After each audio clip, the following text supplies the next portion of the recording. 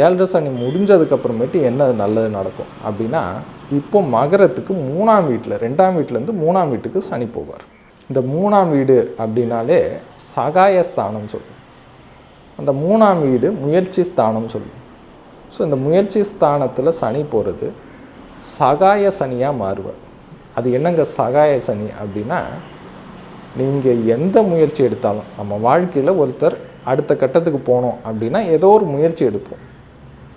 அந்த முயற்சிக்கு யாராவது ஒருத்தர் உதவி பண்ணுவார். அந்த உதவியால் சக்ஸஸ்ஃபுல்லாக போயிடும். ஸோ அதுதான் சகாயம். ஸோ இப்போது சகாய ஸ்தானத்தில் யார் வரார் அப்படின்னா, அடுத்த 2.5 ஆண்டு காலம் சனீஸ்வர பகவான் இருப்பார். ஸோ அப்போ என்ன ஆகும், நீங்கள் எந்த முயற்சி எடுத்தாலும் சரி சனீஸ்வரனுடைய முழு சப்போர்ட் கிடைக்கும். காரணம் என்ன அப்படின்னா, மகரத்தை பொறுத்த வரைக்கும் ராசி அதிபதியே சனி தான்.